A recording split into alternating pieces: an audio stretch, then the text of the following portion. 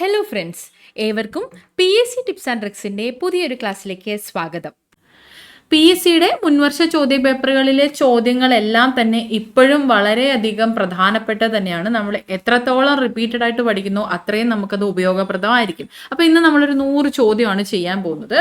നോക്കാം. ഒന്നാമത്തേത്, അന്റാർട്ടിക്കയിൽ സ്ഥിതി ചെയ്യുന്ന ഇന്ത്യയുടെ ഗവേഷണ കേന്ദ്രം ഏത്? അന്റാർട്ടിക്കയിൽ സ്ഥിതി ചെയ്യുന്ന ഇന്ത്യയുടെ ഗവേഷണ കേന്ദ്രമാണ് മൈത്രി. കോമൺ സെൻസ് എന്ന ലഘുലേഖ ഏത് സ്വാതന്ത്ര്യ സമരവുമായി ബന്ധപ്പെട്ടതാണ്? കോമൺ സെൻസ് എന്നത് അമേരിക്കൻ സ്വാതന്ത്ര്യ സമരവുമായി ബന്ധപ്പെട്ടതാണ്. ജാലിയൻ വാലാബാഗ് സംഭവത്തിന് കാരണമായ കരിനിയമം ഏതാണ്? ജാലിയൻ വാലാബാഗ് സംഭവത്തിന് കാരണമായ കരിനിയമമാണ് റൗലറ്റ് നിയമം, റൗലറ്റ് ആക്ട്. താഴെ പറയുന്നവയിൽ ഏത് നദിയാണ് സിയാച്ചിൻ ഹിമാനിയിൽ നിന്ന് ഉദ്ഭവിക്കുന്നത്? സിയാച്ചിൻ ഹിമാനിയിൽ നിന്ന് ഉദ്ഭവിക്കുന്നത് നൂബ്ര നദിയാണ്. നൂബ്ര നദി സിയാച്ചിൻ ഹിമാനിയിൽ നിന്ന് ഉദ്ഭവിക്കുന്നു. നേതാജി സുഭാഷ് ചന്ദ്രബോസ് വിമാനത്താവളം ഏത് സംസ്ഥാനത്താണ്? നേതാജി സുഭാഷ് ചന്ദ്രബോസ് വിമാനത്താവളം സ്ഥിതി ചെയ്യുന്നത് പശ്ചിമ ബംഗാളിലാണ്.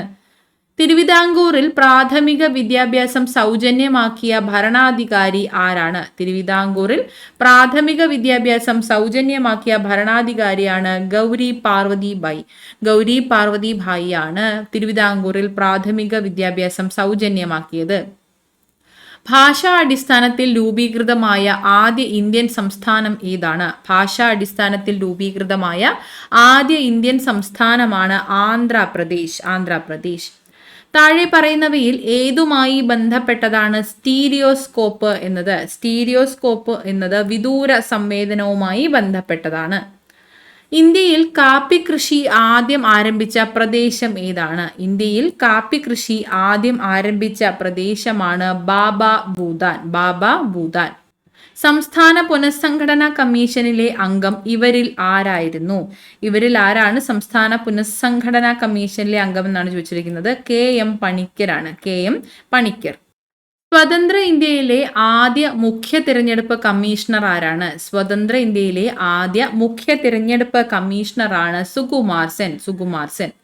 2005 നിലവിൽ വന്ന വിവരാവകാശ നിയമത്തിന്റെ പിന്നിൽ പ്രവർത്തിച്ച സംഘടന ഏതാണ്? വിവരാവകാശ നിയമത്തിന് പിന്നിൽ പ്രവർത്തിച്ച സംഘടന MKSS, മസ്ദൂർ കിസാൻ ശക്തി സംഗതൻ എന്നതാണ്. മീസോ നാഷണൽ ഫണ്ട് MNFന്റെ സ്ഥാപകൻ ആരാണ്? അത് ലാൽ ഡെങ്ക. മൗലികാവകാശ സംരക്ഷണത്തിനായി റിട്ടുകൾ പുറപ്പെടുവിക്കാൻ ഹൈക്കോടതികൾക്ക് അധികാരം നൽകുന്ന ഭരണഘടനാ അനുച്ഛേദം ഏതാണ്? മൗലികാവകാശ സംരക്ഷണത്തിനായി റിട്ടുകൾ പുറപ്പെടുവിക്കാൻ ഹൈക്കോടതികൾക്ക് അധികാരം നൽകുന്ന ഭരണഘടനാ അനുച്ഛേദം 226 ആണ്. ഇന്ത്യൻ ഭരണഘടനയുടെ ഹൃദയവും ആത്മാവും എന്ന് ഡോക്ടർ BR അംബേദ്കർ വിശേഷിപ്പിച്ച ഭരണഘടനാ അനുച്ഛേദം ഏതാണ്? അത് ആർട്ടിക്കിൾ 32 ആണ്. ആർട്ടിക്കിൾ 32നെയാണ് ഇന്ത്യൻ ഭരണഘടനയുടെ ഹൃദയവും ആത്മാവും എന്ന് ഡോക്ടർ BR അംബേദ്കർ വിശേഷിപ്പിച്ചത്. താഴെ പറയുന്നവയിൽ കൺകറന്റ് ലിസ്റ്റിൽ പെടുന്ന വിഷയങ്ങൾ ഏതൊക്കെയാണ്? കൺകറന്റ് ലിസ്റ്റിൽ ഉൾപ്പെടുന്ന വിഷയങ്ങൾ ഏതൊക്കെയാണ്? വിദ്യാഭ്യാസം, അതുപോലെ വനം എന്നിവയാണ്. ഓക്കെ, അപ്പോൾ ഓപ്ഷൻ C ആണ് നമ്മുടെ ആൻസർ. 1989 തദ്ദേശ സ്വയംഭരണ സ്ഥാപനങ്ങൾക്ക് ഭരണഘടനാ സാധുത നൽകണമെന്ന് നിർദ്ദേശിച്ച കമ്മിറ്റി ഏതാണ്? അതാണ് Thungon committee, PK Thungon committee. 1989 തദ്ദേശ സ്വയംഭരണ സ്ഥാപനങ്ങൾക്ക് ഭരണഘടനാ സാധുത നൽകണമെന്ന് നിർദ്ദേശിച്ചത് PK തുങ്കൻ കമ്മിറ്റിയാണ്. അടുത്ത ചോദ്യം, സാമൂഹിക പരിഷ്കരണ പ്രസ്ഥാനങ്ങളുടെ പ്രവർത്തന ഫലമായി ഇന്ത്യയിൽ നിയമം മൂലം ബ്രിട്ടീഷുകാർ നിരോധിച്ച അനാചാരങ്ങൾ ഏതെല്ലാം? ഓപ്ഷൻസ് നോക്കാം. വിധവാ പുനർവിവാഹം നിരോധിച്ചു, അടിമത്തം നിരോധിച്ചു, സതി നിരോധിച്ചു, ശൈശവ വിവാഹം നിരോധിച്ചു. അപ്പൊ നമുക്കറിയാം, വിധവാ പുനർവിവാഹം പ്രോത്സാഹിപ്പിക്കുകയാണ്, അല്ലെങ്കിൽ വിധവാ പുനർവിവാഹം നടപ്പിലാക്കുകയാണ് ചെയ്തിട്ടുള്ളത്. അപ്പോൾ ഈ ഒരു ഓപ്ഷൻ തെറ്റാണ്. 2, 3, 4 എന്നിവയാണ് ശരി. ഓപ്ഷൻ A ആണ് നമ്മുടെ കറക്റ്റ് ആയിട്ടുള്ള ആൻസർ. അതായത് ഇന്ത്യയിലെ സാമൂഹിക പരിഷ്കരണ പ്രവർത്തനങ്ങൾ പ്രധാനമായിട്ടും 2 ലക്ഷ്യങ്ങളിലാണ് പ്രവർത്തിച്ചിട്ടുള്ളത്. ഇന്ത്യൻ സമൂഹത്തിൽ നിലനിൽക്കുന്ന വിവിധ തരം അനാചാരങ്ങളെ ഇല്ലാതാക്കുകയും എല്ലാ മനുഷ്യർക്കും വിവേചനങ്ങളില്ലാതെ വഴി നടക്കാനും വസ്ത്രം ധരിക്കാനും വിദ്യാഭ്യാസം നേടാനുമുള്ള പൗരാവകാശങ്ങൾ നേടിയെടുക്കുകയും ചെയ്യുക. ഓക്കെ, അപ്പൊ അതിൽ സതി നിരോധനം ഉൾപ്പെടുന്നു, അടിമത്തം നിരോധിച്ചു, ശൈശവ വിവാഹം നിരോധിച്ചു എന്നിവയൊക്കെ ഉണ്ട്. അതുപോലെ വിധവാ പുനർവിവാഹം നടപ്പിലാക്കുകയും ചെയ്യുന്നുണ്ട്. അതുകൊണ്ടാണ് ഈ ഒരു ഓപ്ഷൻ തെറ്റിയിട്ടുള്ളത്. ഗാന്ധിജി ഇടപെട്ട പ്രാദേശിക സമരങ്ങളിൽ പെടാത്തവ തിരഞ്ഞെടുക്കുക. അപ്പോൾ ഗാന്ധിജി ഇടപെട്ടിട്ടുള്ള പ്രാദേശിക സമരങ്ങൾ ഏതൊക്കെയാണെന്ന് നമ്മൾ അറിഞ്ഞാൽ മതി. ഏതൊക്കെയാണ്? ചമ്പാരനിലെ നീലം കർഷകരുടെ സമരം. ചമ്പാരനിലെ നീലം കർഷകരുടെ സമരം 1917 നടന്നതാണ് ആദ്യത്തേത്. അതിനുശേഷം അപ്പൊ അതാണ് ഒന്നാമത്തേത്. രണ്ടാമത് അഹമ്മദാബാദിലെ മിൽ സ്ട്രൈക്ക് അല്ലെങ്കിൽ അഹമ്മദാബാദ് തുണി മിൽ സമരം. അപ്പൊ ഇത് ഇടപെട്ടതാണ് 1918. 1918. അതിനുശേഷം ഖേദയിലെ കർഷക സമരം. ഇവയാണ് പ്രധാനമായിട്ടും ഗാന്ധിജി ഇടപെട്ടിട്ടുള്ള പ്രാദേശിക സമരം. ഖേദയിലെ കർഷക സമരവും 1918 തന്നെയാണ്. 1918. ഓക്കെ, അപ്പോൾ ഗാന്ധിജി ഇടപെട്ട പ്രാദേശിക സമരങ്ങളിൽ പെടാത്തവ ഏതൊക്കെയായിരിക്കും? സ്വദേശി പ്രസ്ഥാനവും തെലങ്കാന സമരവും ആയിരിക്കും. അപ്പോൾ 3, 4 നമ്മുടെ ആൻസർ. ഓപ്ഷൻ സി ആണ് കറക്റ്റ് ആയിട്ടുള്ള ആൻസർ. അടുത്തത് ശരിയായ ജോഡികൾ തിരഞ്ഞെടുക്കുക. പത്രങ്ങളും നേതൃത്വം നൽകിയവരെയും തന്നിട്ടുണ്ട്. ഇത് കുറച്ച് ഡീറ്റെയിൽ ആയി തന്നെ SCRTയിൽ കൃത്യമായി ടാബുലർ ഫോമിൽ തന്നിട്ടുണ്ട്. നമുക്ക് നോക്കാം. യങ് ഇന്ത്യ, ഹരിജൻ എന്നിവ ആരുടേതാണ്? യങ് ഇന്ത്യ, ഹരിജൻ എന്നീ പത്രങ്ങളുടെ സ്ഥാപകൻ അല്ലെങ്കിൽ നേതൃത്വം നൽകിയ നേതാവ് മഹാത്മാഗാന്ധിയാണ്. ഗാന്ധിജിയാണ് കേട്ടോ, ദാദാഭായ് നവറോജി അല്ല. ഒന്നാമത്തേത് തെറ്റാണ്. കേസരി, മറാത്ത എന്നിവ ബാലഗംഗാധര തിലകിന്റെ പത്രങ്ങളാണ്. കേസരി, മറാത്ത എന്നിവ ബാലഗംഗാധര തിലകിന്റെ പത്രങ്ങളാണ്. ശരിയായിട്ടുള്ള പ്രസ്താവനയാണ്. Voice of India. Voice of India എന്നത് ദാദാഭായ് നവറോജിയുടേതാണ്. വോയിസ് ഓഫ് ഇന്ത്യ ദാദാഭായ് നവറോജിയുടെ പത്രമാണ്. അപ്പൊ 3ാമത്തെ സ്റ്റേറ്റ്മെന്റ് തെറ്റാണ്. വന്ദേ മാതരം എന്നത് ലാലാ ലജ്പത് റായ് നേതൃത്വം നൽകിയ പത്രമാണ്. വന്ദേ മാതരം ലാലാ ലജ്പത് റായ് ആണ്. അപ്പോൾ യങ് ഇന്ത്യ, ഹരിജൻ മഹാത്മാഗാന്ധി, കേസരി, മറാത്ത എന്നത് Balagangadhara Tilak, voice of India Dadabhai Naoroji, Vande Mataram Lala Lajpat Rai. Okay, അപ്പോൾ 2ഉം 4ഉമാണ് കറക്റ്റ് ആയിട്ടുള്ളത്. നമ്മളോട് ശരിയായ ജോഡി തന്നെയാണ് ചോദിച്ചിട്ടുള്ളത്. 2ഉം 4ഉം ഓപ്ഷൻ ബി ആണ് നമ്മുടെ കറക്റ്റ് ആയിട്ടുള്ള ആൻസർ. 1956 പാർലമെന്റ് പാസാക്കിയ ഇന്ത്യൻ സംസ്ഥാന പുനഃസംഘടനാ നിയമപ്രകാരം നിലവിൽ വന്ന സംസ്ഥാനങ്ങളും കേന്ദ്രഭരണ പ്രദേശങ്ങളും എത്രയാണെന്നാണ് ചോദിച്ചിട്ടുള്ളത്. 1956 പാർലമെന്റ് പാസാക്കിയ ഇന്ത്യൻ സംസ്ഥാന പുനഃസംഘടനാ നിയമപ്രകാരം 14 സംസ്ഥാനങ്ങളും 6 കേന്ദ്രഭരണ പ്രദേശങ്ങളുമാണ് ഉണ്ടായിരുന്നത്. 14 സംസ്ഥാനങ്ങളും 6 കേന്ദ്രഭരണ പ്രദേശങ്ങളുമാണ് ഉണ്ടായിരുന്നത്. കേരളത്തിൽ നടന്ന മുക്കുത്തി സമരവും അച്ചിപ്പുടവ സമരവും നയിച്ചത് ആരാണ്? കേരളത്തിൽ നടന്ന മുക്കുത്തി സമരവും അച്ചിപ്പുടവ സമരവും നയിച്ചത് ആറാട്ടുപുഴ വേലായുധ പണിക്കരാണ്. ആറാട്ടുപുഴ വേലായുധ പണിക്കർ. ഭൂമധ്യരേഖയ്ക്ക് മുകളിൽ സൂര്യൻ വരുന്ന ദിവസം അല്ലെങ്കിൽ ദിവസങ്ങൾ ഏതെല്ലാമാണ്? മാർച്ച് 21 സെപ്റ്റംബർ 23 മാർച്ച് 21 സെപ്റ്റംബർ 23 1ഉം 3ഉം ആണ്. ഓപ്ഷൻ ബി ആണ് നമ്മുടെ കറക്റ്റ് ആയിട്ടുള്ള ആൻസർ. ഭൂമധ്യരേഖയ്ക്ക് നേർമുകളിൽ സൂര്യൻ വരുന്ന ദിവസങ്ങളാണ് മാർച്ച് 21 സെപ്റ്റംബർ 23. അടുത്തത് നാം വസിക്കുന്ന ഭൂമിയും സൗരയൂഥവും ക്ഷീരപഥ ഗാലക്സിയിൽ ഉൾപ്പെട്ടതാണ്. ഇതിന്റെ ആകൃതി എന്താണ്? അതായത് ക്ഷീരപഥ ഗാലക്സിയുടെ ആകൃതി എന്താണെന്നാണ് ചോദിച്ചിട്ടുള്ളത്. സർപ്പിളാകാരമാണ് ഇതിന്റെ ആകൃതി.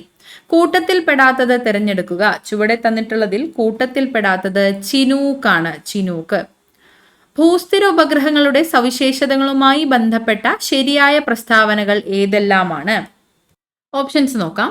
സഞ്ചാരപഥം ഭൂമിയിൽ നിന്നും ഏകദേശം 36,000 കിലോമീറ്റർ ഉയരത്തിലാണ്. സഞ്ചാരപഥം ഭൂമിയിൽ നിന്നും ഏകദേശം 36,000 കിലോമീറ്റർ ഉയരത്തിലാണ്. ഭൂമിയുടെ ഭ്രമണവേഗത്തിന് തുല്യമായ വേഗതയിൽ സഞ്ചരിക്കുന്നു. ഭൂമിയുടെ ഭ്രമണവേഗത്തിന് തുല്യമായ വേഗതയിൽ സഞ്ചരിക്കുന്നു. പ്രദേശത്തിന്റെ ആവർത്തിച്ചുള്ള വിവരശേഖരണം സാധ്യമാക്കുന്നു. അത് ഏത് ഉപഗ്രഹങ്ങളുടെ പ്രത്യേകതയാണ്? പ്രദേശത്തിന്റെ ആവർത്തിച്ചുള്ള വിവരശേഖരണം സാധ്യമാക്കുന്നത് സൗരസ്ഥിര ഉപഗ്രഹങ്ങളാണ്. നമ്മളോട് ചോദിച്ചിട്ടുള്ളത് ഭൂസ്ഥിര ഉപഗ്രഹങ്ങളുടെ കാര്യമാണ്. അപ്പോൾ ആവർത്തിച്ചുള്ള വിവരശേഖരണം സൗരസ്ഥിര ഉപഗ്രഹങ്ങളുടെ പ്രത്യേകതയാണ്. അടുത്തത് വാർത്താവിനിമയത്തിന് പ്രയോജനപ്പെടുത്തുന്നു. ഭൂസ്ഥിര ഉപഗ്രഹങ്ങൾ വാർത്താവിനിമയത്തിനാണ് പ്രയോജനപ്പെടുത്തുന്നത്. 1, 2, 3, 4 എന്നിവയാണ് ശരി. ഓപ്ഷൻ സി ആണ് നമ്മുടെ കറക്റ്റ് ആയിട്ടുള്ള ആൻസർ. ഓക്കെ. സാംസ്കാരിക ഭൂപടങ്ങൾക്ക് ഉദാഹരണങ്ങൾ തിരഞ്ഞെടുക്കുക. സാംസ്കാരിക ഭൂപടങ്ങൾക്ക് ഉദാഹരണമാണ് സൈനിക ഭൂപടം, ഭൂവിനിയോഗ ഭൂപടം, രാഷ്ട്രീയ ഭൂപടം എന്നിവ.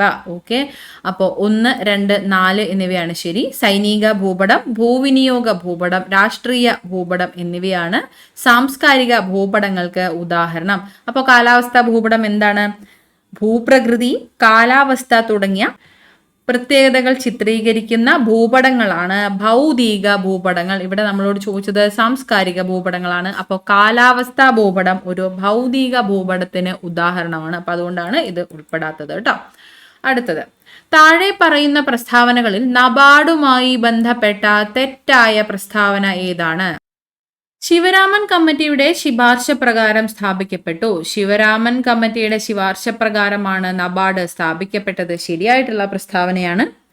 കൃഷിക്കും ഗ്രാമവികസനത്തിനും വേണ്ടിയുള്ള ദേശീയ ബാങ്കാണ് നബാർഡ്. നബാർഡിന്റെ പ്രാഥമിക ലക്ഷ്യം എന്താണ്? കൃഷി, ഗ്രാമവികസനം എന്നിവ ലക്ഷ്യമാക്കി സ്ഥാപിക്കുക എന്നതായിരുന്നു നബാർഡ് കൊണ്ട് ഉദ്ദേശിച്ചിട്ടുണ്ടെന്ന്. അപ്പോൾ രണ്ടാമത്തെ സ്റ്റേറ്റ്മെന്റും ശരിയാണ്. നബാർഡിന്റെ ആസ്ഥാനം മുംബൈ ആണ്. 1982 ജൂലൈ 12 നബാർഡ് സ്ഥാപിച്ചു. നബാർഡിന്റെ ആസ്ഥാനം മുംബൈ ആണ്. നമ്മൾ പഠിച്ചിട്ടുള്ളതാണ്. ഓക്കെ. വ്യവസായ വായ്പകൾ നൽകുന്ന പരമോന്നത ബാങ്കാണ് നബാർഡ്. ഇത് തെറ്റായിട്ടുള്ള പ്രസ്താവനയാണ്. കൃഷിയും ഗ്രാമവികസനവും ഉദ്ദേശിച്ചുകൊണ്ടുള്ള ഒരു ബാങ്കാണ് നബാർഡ്. അപ്പോൾ അതുകൊണ്ട് നാലാമത്തെ സ്റ്റേറ്റ്മെന്റ് തെറ്റാണ്. അപ്പോൾ ഓപ്ഷൻ ഡി ആണ് നമ്മുടെ ആൻസർ. തെറ്റായ പ്രസ്താവനയാണ് ചോദിച്ചിട്ടുള്ളത് കേട്ടോ. കേന്ദ്ര പൊതുമേഖലാ വ്യവസായ സംരംഭങ്ങൾക്ക് പ്രവർത്തന മികവിന്റെ അടിസ്ഥാനത്തിൽ കൂടുതൽ സ്വതന്ത്ര അധികാരങ്ങൾ നൽകുന്നതിനായി ഭാരത സർക്കാർ നൽകുന്ന പ്രത്യേക പദവി ഏതാണ്? കേന്ദ്ര പൊതുമേഖലാ വ്യവസായ സംരംഭങ്ങൾക്ക് പ്രവർത്തന മികവിന്റെ അടിസ്ഥാനത്തിൽ കൂടുതൽ സ്വതന്ത്ര അധികാരങ്ങൾ നൽകുന്നതിനായി ഭാരത സർക്കാർ നൽകുന്ന പ്രത്യേക പദവിയാണ് മഹാരത്ന, നവരത്ന, മിനിരത്ന എന്നിവയൊക്കെ. അതായത് മേൽപ്പറഞ്ഞവയെല്ലാം. ഓപ്ഷൻ ഡി മേൽപ്പറഞ്ഞവയെല്ലാം എന്നതാണ് ആൻസർ. കേരള സംസ്ഥാന ആസൂത്രണ ബോർഡ് രൂപീകരിച്ച വർഷം ഏതാണ്? കേരള സംസ്ഥാന ആസൂത്രണ ബോർഡ് രൂപീകരിച്ചത് 1947 സെപ്റ്റംബറിലാണ്. 1947 സെപ്റ്റംബറിലാണ് കേരള സംസ്ഥാന ആസൂത്രണ ബോർഡ് രൂപീകരിച്ചത്. കേരള നെൽവയൽ തണ്ണീർത്തട സംരക്ഷണ ആക്ട് നിലവിൽ വന്നതെന്ന്? കേരള നെൽവയൽ തണ്ണീർത്തട സംരക്ഷണ ആക്ട് നിലവിൽ വന്നത് 2008 ഓഗസ്റ്റ് 11 2008 ഓഗസ്റ്റ് 11. ഇന്ത്യൻ ഭരണഘടനയുമായി ബന്ധപ്പെട്ട കേശവാനന്ദ ഭാരതി കേസിൽ താഴെ പറയുന്നവയിൽ ശരിയായ പ്രസ്താവന ഏതാണ്? ഇന്ത്യൻ ഭരണഘടനയുമായി ബന്ധപ്പെട്ട കേശവാനന്ദ ഭാരതി കേസിൽ താഴെ പറയുന്നവയിൽ ശരിയായ പ്രസ്താവനയാണ് ചോദിച്ചിട്ടുള്ളത്. ഓപ്ഷൻസ് നോക്കാം. ആമുഖം ഇന്ത്യൻ ഭരണഘടനയുടെ ഭാഗമാണെന്ന് സുപ്രീം കോടതി പ്രഖ്യാപിച്ചു. തെറ്റായിട്ടുള്ള പ്രസ്താവനയാണ്. ഭരണഘടനയുടെ അടിസ്ഥാന ഘടന, അതായത് ബേസിക് സ്ട്രക്ചർ എന്ന ആശയം സുപ്രീം കോടതി കൊണ്ടുവന്നു. ശരിയായിട്ടുള്ള പ്രസ്താവനയാണ്. ആമുഖം ഭരണഘടനയുടെ അവിഭാജ്യ ഘടകമല്ല എന്ന് സുപ്രീം കോടതി പ്രഖ്യാപിച്ചു. തെറ്റായിട്ടുള്ള പ്രസ്താവനയാണ്. എന്താണ് കേശവാനന്ദ ഭാരതി കേസ്? കേശവാനന്ദ ഭാരതി കേസിലാണ് ഭരണഘടനയുടെ അടിസ്ഥാന ഘടന എന്ന ആശയം സുപ്രീം കോടതി കൊണ്ടുവന്നത്. അപ്പോൾ അതുകൊണ്ട് ഓപ്ഷൻ ബി കറക്റ്റ് ആണ്. ഭരണഘടനയുടെ ആമുഖം ഭരണഘടനയുടെ അവിഭാജ്യ ഘടകമല്ല സുപ്രീം കോടതി പ്രഖ്യാപിച്ചത് ബേരുബാരി കേസിലാണ്. 1960 ബേരുബാരി കേസിലാണ് ഭരണഘടനയുടെ ആമുഖം അവിഭാജ്യ ഘടകമല്ല, ഭരണഘടനയുടെ അവിഭാജ്യ ഘടകമല്ല എന്ന് സുപ്രീം കോടതി പ്രഖ്യാപിച്ചത്. അത് കേശവാനന്ദ ഭാരതി കേസിലല്ല. അപ്പം അത് തെറ്റാണ്. അതുപോലെ ഭരണഘടനയുടെ ആമുഖം ഭരണഘടനയുടെ ഭാഗമാണെന്നും അനുച്ഛേദം 368 പ്രകാരം ഭേദഗതി വരുത്താമെന്നും സുപ്രീം കോടതി കേശവാനന്ദ ഭാരതി കേസിലൂടെ പറയുകയും ചെയ്തിട്ടുണ്ട്. അപ്പോൾ ഓപ്ഷൻ ബി മാത്രമാണ് നമുക്കിവിടെ കറക്റ്റ് ആയിട്ടുള്ള ആൻസർ. ആദ്യമായി ഇന്ത്യയിൽ ആധിപത്യം സ്ഥാപിച്ച യൂറോപ്യൻ രാജ്യം ഏതാണ്? ആദ്യമായി ഇന്ത്യയിൽ ആധിപത്യം സ്ഥാപിച്ച യൂറോപ്യൻ രാജ്യം പോർച്ചുഗീസ് ആണ്. കേരളത്തിലെ ഏറ്റവും കൂടുതൽ ദേശീയോദ്യാനങ്ങൾ ഉള്ള ജില്ല ഏതാണ്? അത് ഇടുക്കിയാണ്. കേരളത്തിൽ ഏറ്റവും കൂടുതൽ ദേശീയോദ്യാനങ്ങൾ ഉള്ള ജില്ല ഇടുക്കിയാണ്. ആദ്യമായി മലയാളം നിഘണ്ടു സമാഹരിച്ച് തയ്യാറാക്കിയത് ആരാണ്? ആദ്യമായി മലയാളം നിഘണ്ടു സമാഹരിച്ച് തയ്യാറാക്കിയത് ഹെർമൻ ഗുണ്ടർട്ടാണ്. Hermann Gundert. ഒന്നാം സ്വാതന്ത്ര്യ സമര കാലത്ത് ബ്രിട്ടീഷ് ഈസ്റ്റ് ഇന്ത്യ കമ്പനിയുടെ ഗവർണർ ജനറൽ ആരായിരുന്നു? ഒന്നാം സ്വാതന്ത്ര്യ സമര കാലത്ത് ബ്രിട്ടീഷ് ഈസ്റ്റ് ഇന്ത്യ കമ്പനിയുടെ ഗവർണർ ജനറൽ ആയിരുന്നു കാനിങ് പ്രഭു. കാനിങ് പ്രഭു.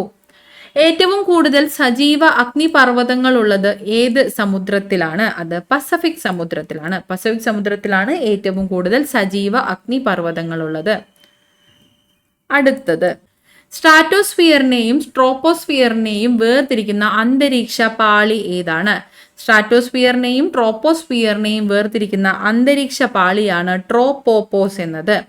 താഴെ പറയുന്ന തുറമുഖങ്ങളിൽ ഏതാണ് ഇന്ത്യയുടെ കിഴക്കൻ തീരത്ത് സ്ഥിതി ചെയ്യുന്നത്? ഇന്ത്യയുടെ കിഴക്കൻ തീരത്ത് സ്ഥിതി ചെയ്യുന്നത് പാരാദ്വീപാണ്. പാരാദ്വീപ്.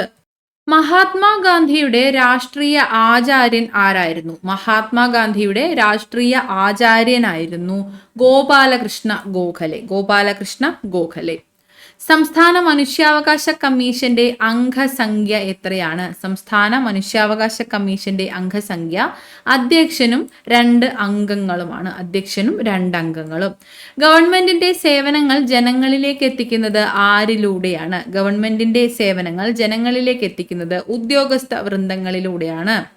ഇ ഗവേണൻസ് എന്നതുകൊണ്ട് ഉദ്ദേശിക്കുന്നത് എന്താണ്? ഇ ഗവേണൻസ് എന്നതുകൊണ്ട് ഉദ്ദേശിക്കുന്നത് ഇലക്ട്രോണിക് സാങ്കേതിക വിദ്യയുടെ ഭരണരംഗത്തെ ഉപയോഗം എന്നതാണ്. ഇലക്ട്രോണിക് സാങ്കേതിക വിദ്യയുടെ ഭരണരംഗത്തെ ഉപയോഗം. DDT പോലുള്ള കീടനാശിനികൾ സൃഷ്ടിക്കുന്ന പാരിസ്ഥിതിക ആരോഗ്യ പ്രശ്നങ്ങൾ പ്രതിപാദിപ്പിക്കുന്ന സൈലന്റ് സ്പ്രിംഗ് എന്ന പുസ്തകം എഴുതിയത് ആരാണ്? റേച്ചൽ കാഴ്സൺ ആണ്. Silent spring Rachel Carson. Jawaharlal Nehru tropical botanical garden സ്ഥിതി ചെയ്യുന്നത് എവിടെയാണ്? Jawaharlal Nehru tropical botanical garden സ്ഥിതി ചെയ്യുന്നത് തിരുവനന്തപുരത്താണ്. തിരുവനന്തപുരം. ഇൻസിറ്റു കൺസർവേഷൻ രീതിയിൽ ഉൾപ്പെടാത്തത് ഏതാണ്? ഇൻസിറ്റു കൺസർവേഷൻ രീതിയിൽ ഉൾപ്പെടാത്തത് സുവോളജിക്കൽ ഗാർഡൻ ആണ്. Zoological garden. വാഹനങ്ങളിലും യന്ത്രങ്ങളിലുമുള്ള ബ്രേക്കുകൾ പ്രവർത്തിക്കുന്നത് എന്ത് മൂലമാണ്? വാഹനങ്ങളിലും യന്ത്രങ്ങളിലുമുള്ള ബ്രേക്കുകൾ പ്രവർത്തിക്കുന്നത് നിരങ്ങൽ ഘർഷണം മൂലമാണ്. നിരങ്ങൽ ഘർഷണം. വജ്രത്തിന്റെ പ്രാധാന്യം അതിന്റെ തിളക്കത്തിലാണ്. ഈ തിളക്കത്തിന് കാരണം എന്താണ്? വജ്രത്തിന്റെ തിളക്കത്തിന് കാരണം പൂർണ്ണാന്തരിക പ്രതിപതനമാണ്. Total internal reflection. പൂർണ്ണാന്തരിക പ്രതിപതനമാണ്. ക്ഷതം, മുറിവ്, അൾസർ, തൊലിപ്പുറത്തുള്ള അസുഖങ്ങൾ എന്നിവയ്ക്ക് ജീവകോശങ്ങളിൽ ഉപയോഗിക്കുന്ന രാസവസ്തുവാണ് ആന്റിസെപ്റ്റിക്. ആന്റിസെപ്റ്റിക്കുകൾ. കടൽ ജലത്തിൽ നിന്ന് ഉൽപ്പാദിപ്പിക്കുന്ന ലോഹം ഏതാണ്? കടൽ ജലത്തിൽ നിന്ന് ഉൽപ്പാദിപ്പിക്കപ്പെടുന്ന ലോഹമാണ് മഗ്നീഷ്യം. അടുത്ത ചോദ്യം, കേന്ദ്രവും സംസ്ഥാനങ്ങളും തമ്മിൽ നികുതി പങ്കിടുന്നതിനെ പറ്റി രാഷ്ട്രപതിക്ക് നിർദ്ദേശം സമർപ്പിക്കുന്നതിന് അധികാരമുള്ള ഭരണഘടനാ സ്ഥാപനം ഏതാണ്? കേന്ദ്രവും സംസ്ഥാനങ്ങളും തമ്മിൽ നികുതി പങ്കിടുന്നതിനെ പറ്റി രാഷ്ട്രപതിക്ക് നിർദ്ദേശം സമർപ്പിക്കുന്നതിന് അധികാരമുള്ള ഭരണഘടനാ സ്ഥാപനമാണ് ധനകാര്യ കമ്മീഷൻ. ധനകാര്യ കമ്മീഷൻ. കേരളത്തിലെ സ്ത്രീ ശാക്തീകരണ പദ്ധതിയായ കുടുംബശ്രീയുടെ ഉദ്ഘാടനം നിർവഹിച്ച പ്രധാനമന്ത്രി ആരാണ്? കേരളത്തിലെ സ്ത്രീ ശാക്തീകരണ പദ്ധതിയായ കുടുംബശ്രീയുടെ ഉദ്ഘാടനം നിർവഹിച്ചത് ആരാണ്? അദ്ദേഹം വാജ്പേയി ആണ്. AB വാജ്പേയി ആണ് കുടുംബശ്രീയുടെ ഉദാഹരണം നിർവഹിച്ചത്. താഴെ പറയുന്നവയിൽ ഭരണഘടനയിലെ അനുച്ഛേദങ്ങളുമായി ബന്ധപ്പെട്ട ശരിയായ പ്രസ്താവന ഏതാണ്? നോക്കാം. അനുച്ഛേദം 20. ഒരു കുറ്റത്തിന് ഒന്നിലധികം പ്രാവശ്യം ഒരു വ്യക്തിയെ ശിക്ഷിക്കാൻ പാടില്ല എന്ന് അനുശാസിക്കുന്നത് അനുച്ഛേദം 20 ആണ്. ശരിയായിട്ടുള്ള പ്രസ്താവനയാണ് അനുച്ഛേദം 20. ഒരു കുറ്റത്തിന് ഒന്നിലധികം പ്രാവശ്യം ഒരു വ്യക്തിയെ ശിക്ഷിക്കാനായിട്ട് പാടില്ല. അനുച്ഛേദം 14. അനുച്ഛേദം 14 എന്താണ് പറയുന്നത്? നിയമത്തിന് മുന്നിലെ തുല്യതയെ കുറിച്ചാണ് പറയുന്നത്. ഇവിടെ തടങ്കലിനെ കുറിച്ചൊക്കെ പറഞ്ഞിട്ടുണ്ട്. അപ്പോൾ അത് തെറ്റാണ്. നിയമവിധേയമല്ലാത്ത അറസ്റ്റിനും തടങ്കലിനുമെതിരെയുള്ള സംരക്ഷണം നൽകുന്നു എന്ന് പറയുന്നത് ആർട്ടിക്കിൾ 22 ആർട്ടിക്കിൾ 22 അപ്പൊ ഇത് തെറ്റാണ്. അനുച്ഛേദം 22 ഇവിടെ തന്നിട്ടുണ്ട്. സർക്കാർ ഉദ്യോഗങ്ങളിൽ പൗരന്മാർക്ക് അവസര സമത്വം ഉറപ്പാക്കുന്നത് ആർട്ടിക്കിൾ 16 ആർട്ടിക്കിൾ 16 സർക്കാർ ഉദ്യോഗങ്ങളിൽ പൗരന്മാർക്ക് അവസര സമത്വം ഉറപ്പു നൽകുന്നത് ആർട്ടിക്കിൾ 16 നിയമവിധേയമല്ലാത്ത അറസ്റ്റിനും തടങ്കലിനുമെതിരെ സംരക്ഷണം നൽകുന്നത് ആർട്ടിക്കിൾ 22 പ്രകാരമാണ്. അടുത്തത് അപ്പൊ മൂന്നാമത്തേത് തെറ്റാണ്. അനുച്ഛേദം 18. അനുച്ഛേദം 18 എന്താണ് പറയുന്നത്? അനുച്ഛേദം 18 ബഹുമതികൾ നിർത്തലാക്കലാണ്. ജീവിക്കുന്നതിനുള്ള അവകാശം ഉറപ്പുവരുത്തുന്നത് ഏത് ആർട്ടിക്കിൾ പ്രകാരമാണ്?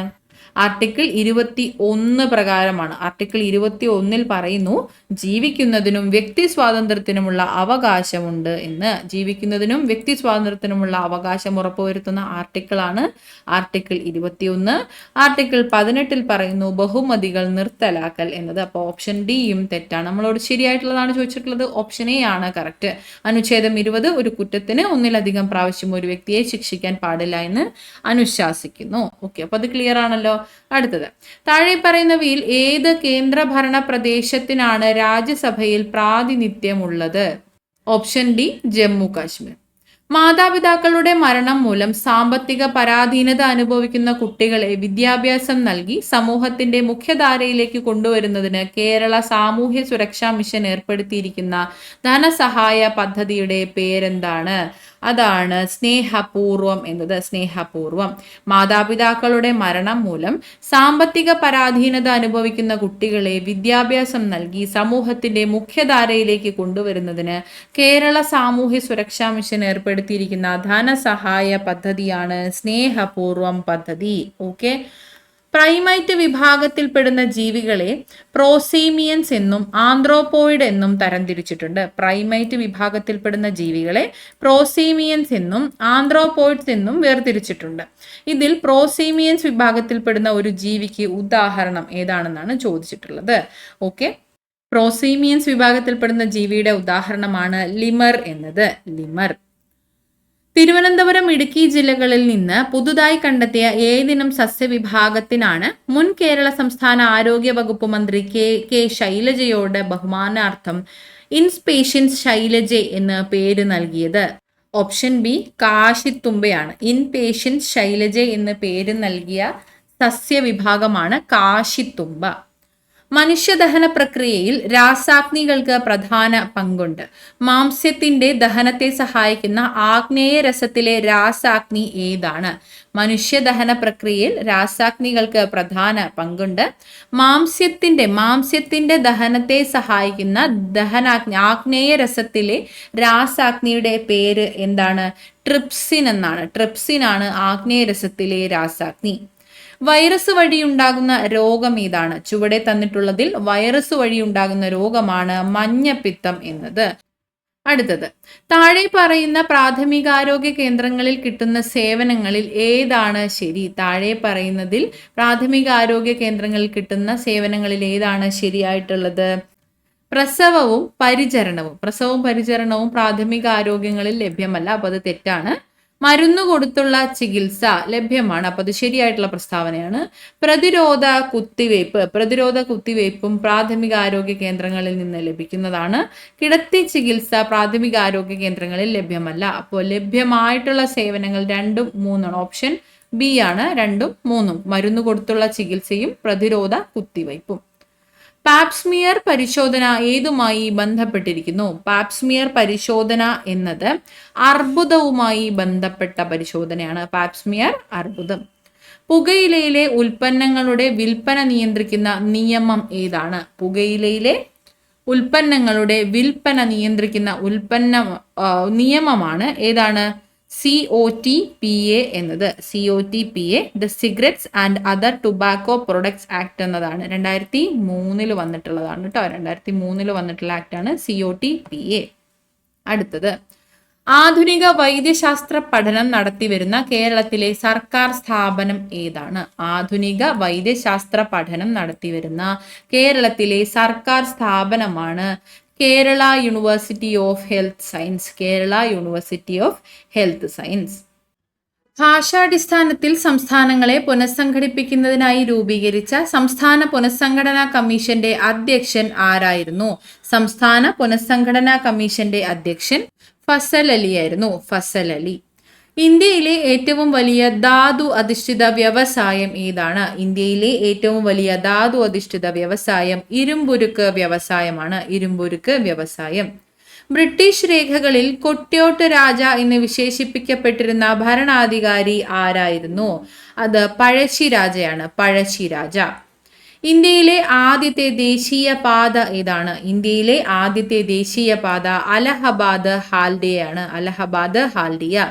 സ്വരാജ് പാർട്ടിക്ക് രൂപം നൽകിയവർ ആരെല്ലാം? സ്വരാജ് പാർട്ടിക്ക് രൂപം നൽകിയവർ CR ദാസും മോത്തിലാൽ നെഹ്റുവുമാണ്. CR ദാസും മോത്തിലാൽ നെഹ്റുവും.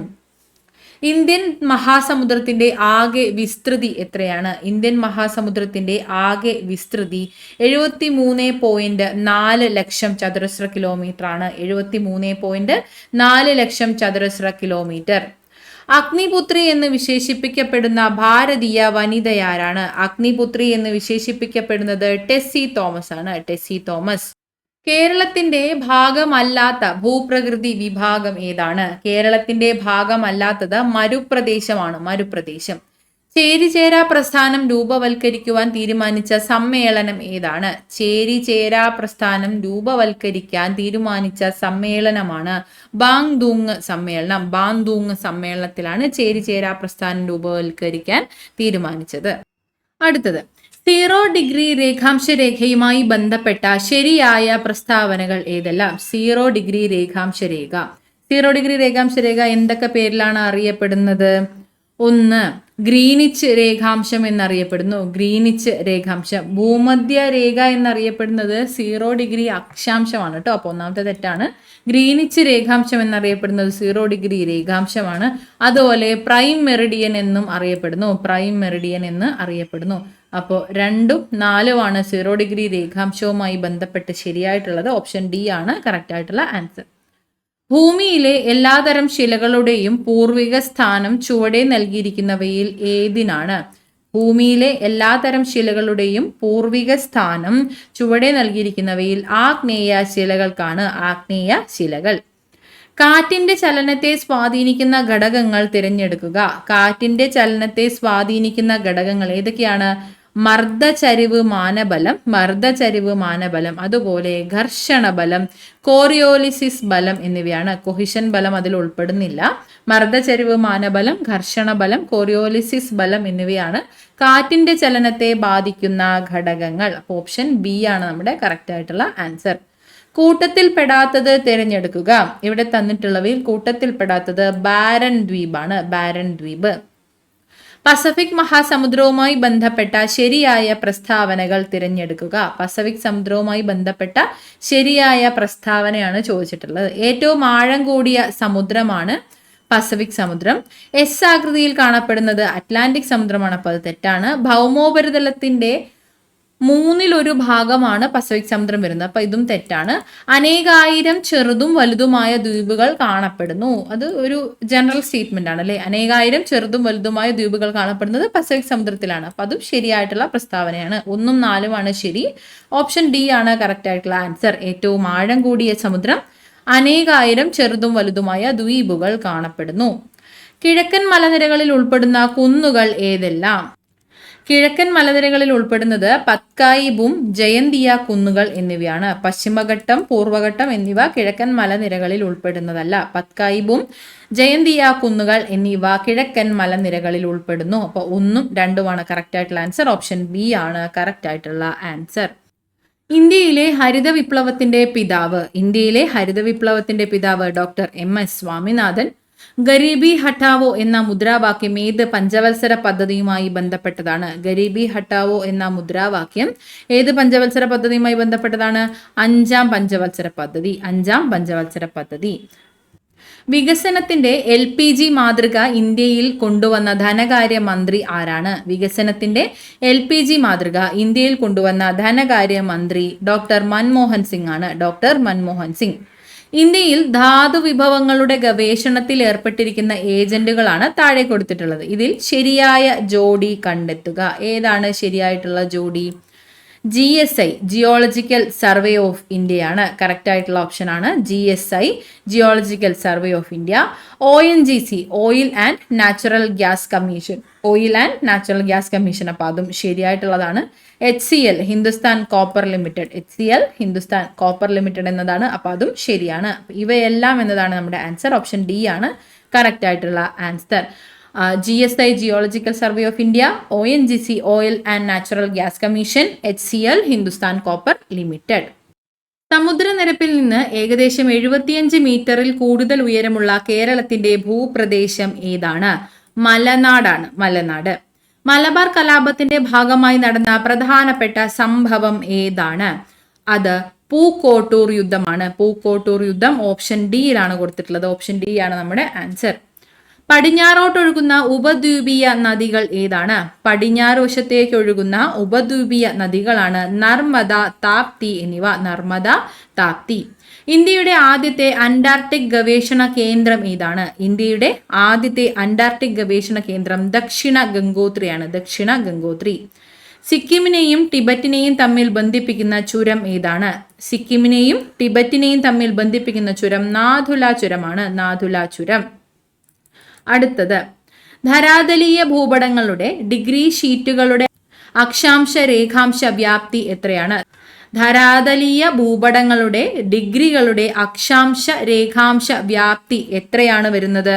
അത് 1 ഡിഗ്രി അക്ഷാംശ രേഖീയ വ്യാപ്തിയാണ്. 1 ഡിഗ്രിയാണ്.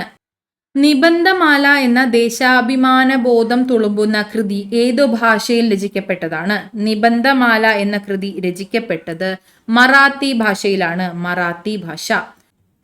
ഇന്ത്യയിലെ ഏറ്റവും ഉയരം കൂടിയ കൊടുമുടിയായ ഗോഡ്വിൻ ഓസ്റ്റിൻ ചുവടെ സൂചിപ്പിക്കുന്ന ഏത് പർവ്വതനിരയിലാണ് സ്ഥിതി ചെയ്യുന്നത്? ഗോഡ്വിൻ ഓസ്റ്റിൻ സ്ഥിതി ചെയ്യുന്നത് കാരക്കോറം പർവ്വതനിരയിലാണ്. കാരക്കോറം.